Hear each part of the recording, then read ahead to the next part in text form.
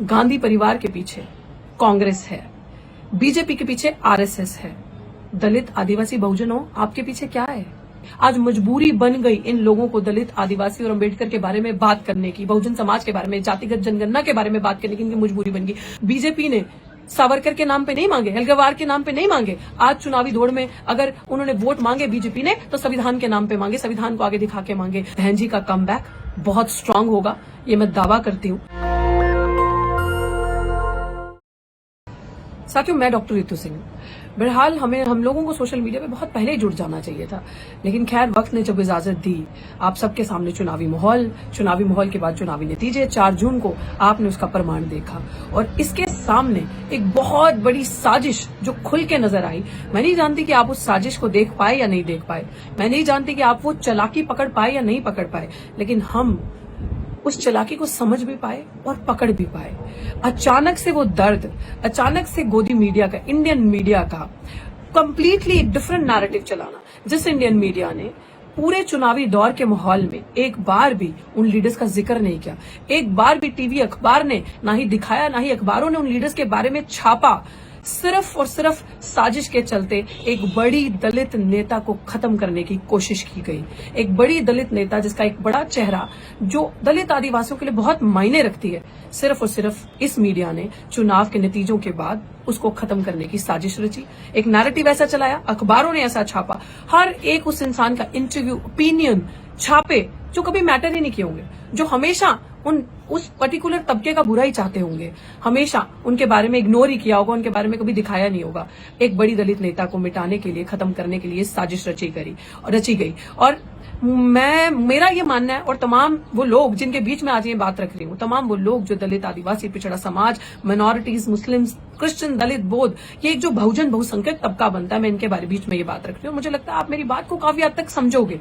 मैं ये बात का एहसास दिलाना आपको क्यों जरूरी है कि इंडियन मीडिया और इंडियन पॉलिटिक्स खास करके अगर मैं बात करूं तो एक दलित बहुजन राजनीति के बिना अधूरी है, और एक दलित लीडर के बिना, ट्रू लीडरशिप के बिना इंडियन पॉलिटिक्स कभी सर्वाइव ही नहीं कर सकती और कभी चल ही नहीं सकती, जो उनके हकों की बात करता हो। और इंडियन मीडिया ने आपको क्या दिखाया? अपने दिल पे हाथ रखिए और पूछिए अपने आप से कि इंडियन मीडिया ने पिछले 3 महीनों से जब से ये चुनावी माहौल बना है, सिर्फ आपको 2 चेहरे दिखाए और 2 विकल्प दिखाए, नरेंद्र मोदी वर्सेस राहुल गांधी। सिर्फ ये 2 चीजें करके दिखाई।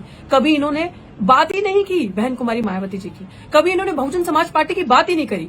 और मुझे एक बात आप बताएं, मैं उस समाज से, उन लोगों से ये चीज पूछना चाहती हूँ जो आज ब्लेम गेम खेल रहे हैं कि हम लोग हार गए चुनाव, बीएसपी की वजह से 16 सीटें बीजेपी ले गई। तो मुझे एक बात बताओ भाई, ठेका लिया है क्या? डेमोक्रेसी है, डेमोक्रेटिक कंट्री है वो। इस डेमोक्रेसी में एक नेशनल पार्टी सभी की सभी, पूरी की पूरी यूपी की सीटों पे चुनाव लड़ेगी, और जब देश में चुनाव होगा तो पूरे देश में अपने दम पे चुनाव लड़ा जाएगा।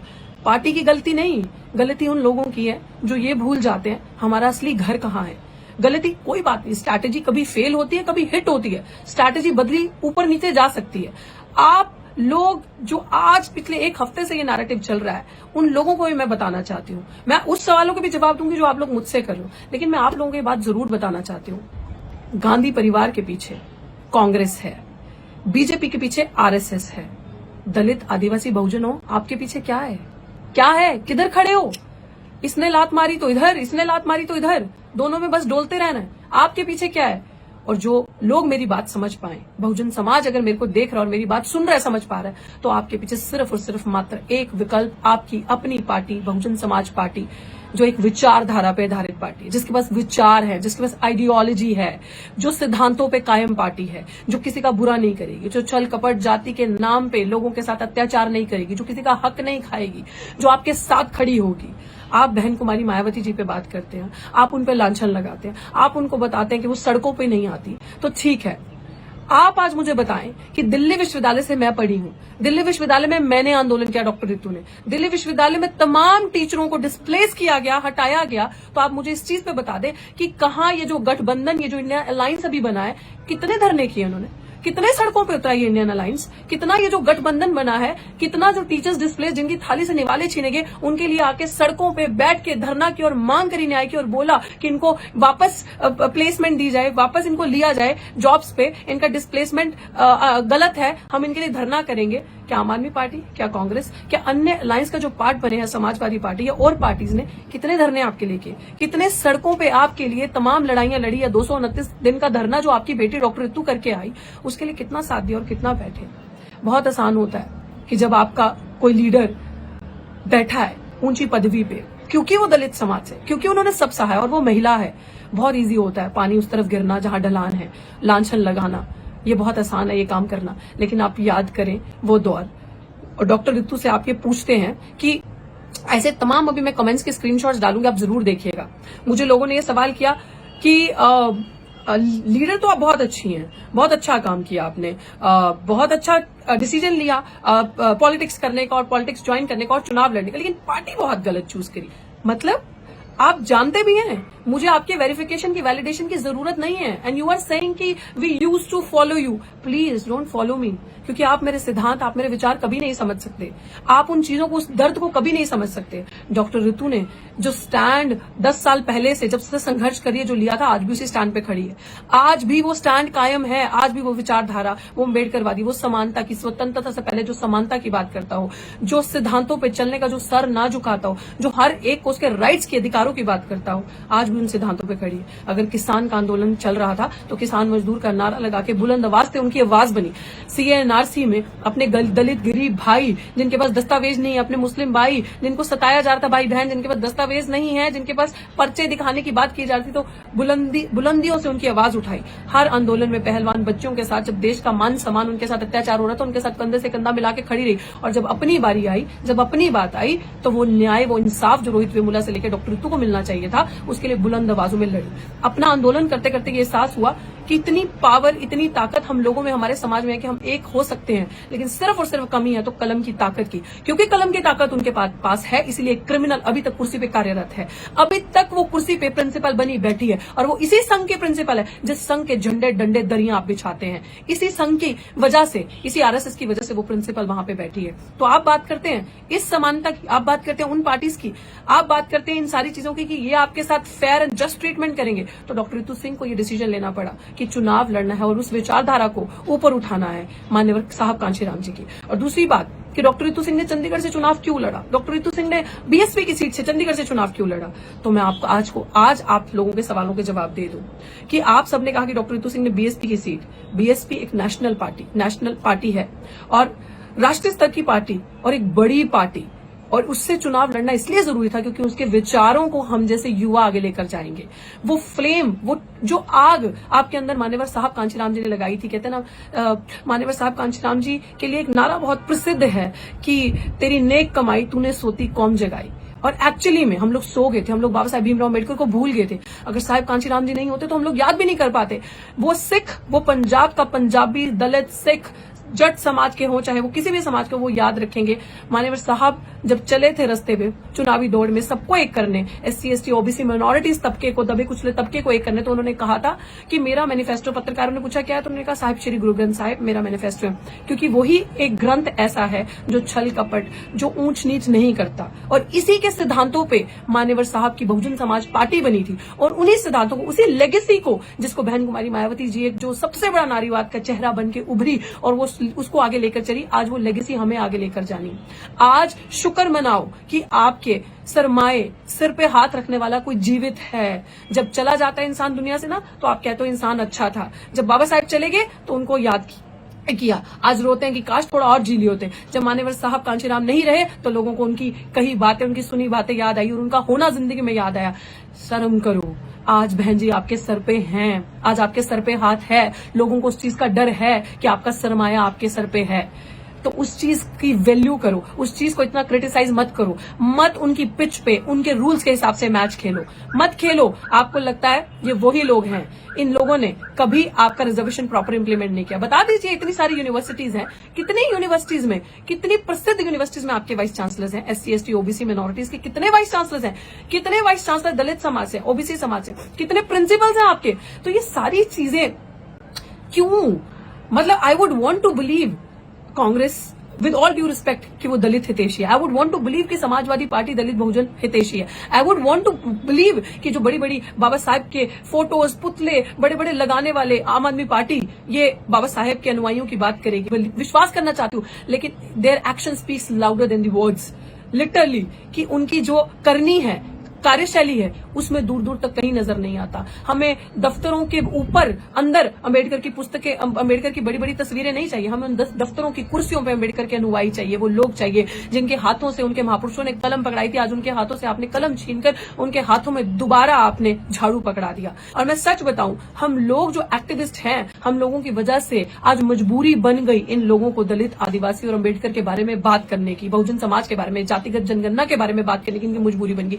हम लोगों ने वो पर्चे झेले, हम लोगों ने वो डंडे, वो लाठी, पुलिस की वो डिटेंशन होना, वो डिटेन होना, वो जेलें हम लोगों ने झेली हैं। हम लोग जेलों तक पहुंचे आंदोलन करके, जिसमें हमने दलित आंदोलनों की बात करी, जिसमें हमने रिजर्वेशन को प्रॉपर इंप्लीमेंटेशन की बात की, SC/ST एक्ट के डिल्यूट हो रहा था उसको बचाने की बात करी, रोस्टर मूवमेंट लड़ा हमने, इस तरीके के बड़े बड़े एब्जॉर्प्शन मूवमेंट लड़े। जब हमने ऐतिहासिक मूवमेंट्स जब लड़े, आंदोलन को सड़कों पर जीवित रखा, उस वजह से सरकारों को एहसास हुआ कि कितना जरूरी है इंडियन पॉलिटिक्स में दलित बहुजनों की बात करना और दलित लीडर्स को जिंदा रखना। इसी वजह से आज वो अंबेडकर के पुतले लेके, अंबेडकर की तस्वीरें लेके और संविधान की किताब को लेके सर पे लगाने का दिखावा करना, ये सारी चीजें करने पे मजबूर हो गए। आज चुनाव के टाइम पे वोट बीजेपी ने सावरकर के नाम पे नहीं मांगे, हेलगवार के नाम पे नहीं मांगे। आज चुनावी दौड़ में अगर उन्होंने वोट मांगे बीजेपी ने, तो संविधान के नाम पे मांगे, संविधान को आगे दिखा के मांगे। कांग्रेस ने वोट संविधान की पूरी पब्लिसिटी करके, संविधान को हाथ में पकड़ के संविधान के नाम पे मांगे। उन्होंने गांधी के नाम पे वोट नहीं मांगे। उन्होंने समाजवादी पार्टी ने संविधान के नाम पे वोट मांगे। आम आदमी पार्टी ने बाबा साहेब की बड़ी बड़ी तस्वीरें दफ्तरों में लगाकर, भगत सिंह जी की तस्वीरें दफ्तरों में लगाकर उन पे वोट मांगे और किसी पे वोट नहीं मांगे। तो इसलिए ये बहुत जरूरी है आप सबको समझना कि अगर हम जैसे लोग जीवित नहीं होंगे, हम जैसे लोग जो आंदोलन करते हैं, जो अपना विरोध दर्ज करवाते हैं, अगर हम लोग ये डिसेंट की आवाज अगर जीवित नहीं होगी तो आपका नाम नहीं होगा। आप लोगों को शुक्रगुजार होना चाहिए कि हम जैसे लोग जीवित हैं, जो आवाज उठाते हैं, हम जैसे लोग हिम्मत रखते हैं कि चुनाव लड़के संसद में पहुंचने की। और मेरा अंत में आप सबको यही कहना है कि शेर घायल हुआ है, मरा नहीं है, और बहन जी का कमबैक बहुत स्ट्रांग होगा, ये मैं दावा करती हूं। और मैं जिन लोगों ने आज सिर्फ और सिर्फ इसके नाम पे वोट दिए हैं, इंडियन अलायंस को, ये सोचकर कि हमने सिर्फ बीजेपी को हराना है तो हमें वोट गठबंधन को देने हैं, उन लोगों को एहसास होना चाहिए और आज देखना चाहिए। तो क्या गठबंधन जीत गया? आज भी नरेंद्र मोदी ने अपनी सरकार बना ली, गठबंधन नहीं जीता, 5 साल और पीछे हो गए। जिन SC/ST OBC एम्प्लॉयज ने ये सोचकर कि हमें पुरानी ओल्ड पेंशन स्कीम लागू हो जाएगी, 60 से 62 हो जाएगा दोबारा से वो चीजें एज, तो क्या गठबंधन जीत गया? तब भी सरकार नहीं बना पाए। इसीलिए ये चीज ध्यान में रखें कि कोई भी बड़े दलित नेता के बिना सरकार बनाना बहुत मुश्किल है। तो खैर, आप लोगों को मेरा यही समझाने का तरीका था, बताने की बात थी कि आप लोग वापस आ जाएं अपने घर में। इज्जत, मान, सम्मान कहीं है, आपके पीछे कोई मजबूत बैक है तो वो बहुजन समाज पार्टी की है। वो आइडियोलॉजी, विचारों पे बेस्ड पार्टी है। तो आप लोग वापस जब अगले चुनाव आए तो अपनी पार्टी को मजबूत करें, जो आपके लिए लड़ेगी, जो आपको सब कुछ आपके हक दिलवाएगी, चाहे वो प्रमोशन में हो, चाहे वो वाइस चांसलर, प्रिंसिपल बनाने तक हो, चाहे IAS ऑफिसर, DC, कलेक्टर बनाने तक हो, नेता बनाने तक हो, तो वो काम आपकी अपनी पार्टी करेगी जिसके पास विचार हैं। और क्या आज जो लोग ये इल्जाम लगा रहे हैं कि बहुजन समाज पार्टी ने अलायंस नहीं किया, इसी वजह से इंडिया गठबंधन हारा, तो क्या गारंटी है कि इंडिया गठबंधन, जो भी गठबंधन बन के बैठा उसके नेता वहीं कायम दायम रहेंगे? क्या गारंटी है वो छोड़ के नहीं जाएंगे? यही गठबंधन पंजाब में एक दूसरे के सामने लड़ रहा है, अगेंस्ट लड़ रहा है, और चंडीगढ़ में और राज्यों में, दिल्ली में एक दूसरे से साथ हाथ मिला के लड़ रहा है। ये गठबंधन नहीं, मैंने कहा ये ठग बंधन है। और मैं कांग्रेस की अच्छी बात आपको ये भी बता दूं, जिस तरीके से डॉक्टर, आपने बाकी सारे देखे, 16 सीटों पे चुनाव देखा, 16 सीटें, तो बाकी जो 31-32 सीटें गठबंधन जीता है, तो वो फिर हमारी वजह से तो जीता, वो उसका श्रेय तो हमें जाना चाहिए। और डॉक्टर रितु को प्लेस करके बहुजन समाज पार्टी ने, जो चंडीगढ़ में, जहां सबसे बड़ी धांधली हुई, चंडीगढ़ में भाजपा की सरकार, सेंटर में भाजपा की सरकार, अभी विनिंग पार्टी जो थी चंडीगढ़ में वो बीजेपी की, और जो मेयर इलेक्शन में आपने घपले देखे वो प्रमाण आप सबने देखा। वहां पे बहुजन समाज पार्टी का अगर कैंडिडेट नहीं होता, डॉक्टर रितु चुनाव नहीं लड़ती, तो फिर से बीजेपी आती, बीजेपी फिर से अपनी सरकार, अपना कैंडिडेट वहां से जिता के ले जाती। लेकिन हमने जो ऐतिहासिक जीत वहां से एक किस्म से दर्ज करी, बीजेपी को हरा के, वो काम हमने किया। लेकिन वहां पे भी इनके सांसद, जो इनके कैंडिडेट जो वहां से खड़े थे कांग्रेस के, उन्होंने भी हम पे लांछन लगाए, उन्होंने भी हमें बी टीम बताया। मतलब जो अकेले अपने दम पे लड़ेगा, या तो वो बीजेपी की बी टीम है, या तो वो किसी XYZ पार्टी की बी टीम है, या तो वो RSS का संगठन से हो गया, जो अपने दम पे बात करेगा। मैं आपको वो पोस्ट और वो वीडियो शेयर करूंगी कि कांग्रेस के नेता जो कैंडिडेट वहां से खड़े थे, कितनी अच्छी राजनीति पे, कितनी अच्छी हरकतों पे आगे, कि उनके आईटी सेल ने, जब मैंने उनसे डिबेट के लिए ओपन चैलेंज एक्सेप्ट किया, तो उनके आईटी सेल ने मेरे लिए इतनी गंदी वीडियो बनाई और कुछ पोस्ट डाले। ये वीडियो लंबी है, जरूर देखिएगा, और ये वीडियो देखिएगा कि कांग्रेस एक दलित बहुजनों को नीचे गिराने के लिए किस हद तक गिर सकती है, और इनके नेता किस हद तक, कांग्रेस के नेता गिर सकते हैं। क्योंकि मैंने आपसे सवाल किया और आपके पास सवाल के जवाब नहीं थे। मैंने आपसे पूछा कि ये दोहरा चरित्र कांग्रेस का कैसे, कि आप एक तरफ संविधान को हाथ में लेके चल रहे हैं अम्बेडकर का, और दूसरी तरफ अम्बेडकर के दिए हुए गरीब समाज के रिजर्वेशन को चैलेंज करके बोलते हैं कि आर्थिक तौर पर होना चाहिए, रिवाइज होना चाहिए, उसका जो बेसिस है वो कास्ट और क्रीड, जाति और नस्ल के आधार पर नहीं होना चाहिए। जो मैंने सवाल पूछा, आपके पास जवाब नहीं थे। तो बहुत बड़ी बातें नहीं है। आप लोग जब कुछ नहीं होता हाथ में तो दलित बहुजनों को बी टीम बताते हैं, बहन जी को बी टीम बताते हैं, और उनके अनुयायी जो हिम्मत करके लड़ते हैं उनको आप बी टीम बताते हैं। ये वही लोग हैं जिन्होंने बाबा साहेब को अंग्रेजों का एजेंट बताया था। ये वही लोग हैं जिन्होंने CIA का एजेंट मान्यवर साहब कांचीराम जी को बताया। ये वही लोग हैं जो आज बहन कुमारी मायावती जी को बीजेपी की बी टीम बता रहे हैं। हमारे मायने में बीजेपी की बी टीम आप हैं। आप लोगों ने दुनिया मीडिया को कैप्चर करके, इंडियन मीडिया ने, इंडियन पॉलिटिक्स के अंदर, दुनिया के अंदर सिर्फ 2 विकल्प बता दिए, बीजेपी नहीं तो कांग्रेस, कांग्रेस नहीं तो बीजेपी। लेकिन जब तक हम जैसे युवा, जब तक हम जैसे बहुजन चिंतक, बहुजन समाज पार्टी, बहुजन समाज के इस तरीके के बच्चे जीवित हैं, तब तक हम ये होने नहीं देंगे। और कोई भी पॉलिटिक्स हमारे बिना अधूरी है। कोई भी सरकार अगर दलितों के वोट के बिना, आदिवासी समाज के, OBC के वोट के बिना बनती हो तो मुझे आप बता दें, कोई भी सरकार हमारे वोटों के बिना पॉसिबल नहीं है। ये चीज उन लोगों को सोचने की जरूरत है जिन्होंने भर भर के वोट उनको दिए और अपना घर कमजोर किया। तो आज वही काम आपने किया कि हम उसी टहनी पे बैठ के शेख चिल्ली बन के, जिस टहनी को हम खुद काट रहे हैं, तो आप जबरदस्त मुंह के बल गिरेंगे।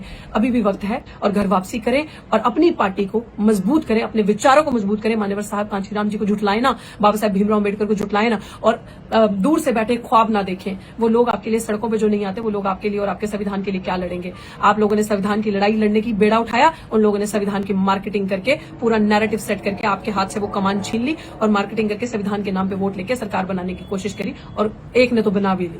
तो इसलिए जब तक आपका राज नहीं आएगा, तब तक आप यूं ही फुटबॉल बनके, एक लात मारेगा तो दूसरी तरफ, दूसरे ने लात मारी तो दूसरी तरफ, यही होता रहेगा। और मेरा डॉक्टर रितु का आपको यही कहना है कि जो लोग ये कहते हैं कि we used to follow you, हम आपको फॉलो करते थे, और हम आज हम आपके इस डिसीजन से खुश नहीं हैं कि चंडीगढ़ ही क्यों। मेरी ड्यूटी मेरी पार्टी ने जहां लगाई, मैंने बखूबी से निभाई, और मैं अभी भी अपने सिद्धांतों पे कायम हूं कि इन फ्यूचर भी जहां पे भी मेरी ड्यूटी लगाई जाएगी, मैं उसी तरीके से फ्लैग लेके अपने बहुजन संघर्षों का इसी तरीके से आगे बढ़ती जाऊंगी और चलती जाऊंगी। न झुकूंगी, न हारूंगी, डटकर यूं ही सामना करूंगी, और अपने विचारों को, बाबा साहेब के विचारों को, जो सम्मानता की बात करता है, उसको इसी तरीके से कायम रखूंगी। और दलित पॉलिटिक्स के बिना आपकी राजनीति, आपके विचार अधूरे हैं। और मैं इसी शब्दों के साथ आप सबको ये कहना चाहती हूँ कि वीडियो को जरूर देखें, वीडियो को अंत तक देखें, वीडियो को शेयर करें, ताकि ये इंपॉर्टेंट मैसेज लोगों तक जाए, और खासकर उन लोगों तक जाए जिन्होंने पिछले 1 हफ्ते से बहन जी के बारे में, बहुजन समाज पार्टी के बारे में क्या क्या नहीं बोला। वो एक बड़ी नेता है समाज की, और वो जानती हैं, और बहुत अच्छे से मैं उम्मीद करती हूँ कि वो भी एक कमबैक, जिसे कहते हैं ना, स्ट्रॉन्गर देन द सेटबैक, वो वाली चीज होने वाली है। और जब तक हम जैसे लोग जीवित हैं, आप बहुजन राजनीति और इंडियन पॉलिटिक्स में नया दौड़ और नया मोड़ देखेंगे। शुक्रिया। नेशनल दस्तक की आपसे गुजारिश है कि अगर इसको बचाना चाहते हैं तो नेशनल दस्तक को सब्सक्राइब करने के लिए रेड कलर के सब्सक्राइब बटन को दबाएं, फिर बेल आइकन की घंटी दबाएं। नेशनल दस्तक को बचाने के लिए बहुत जरूरी है कि हर खबर को शेयर करें, लाइक करें, कमेंट जरूर करें।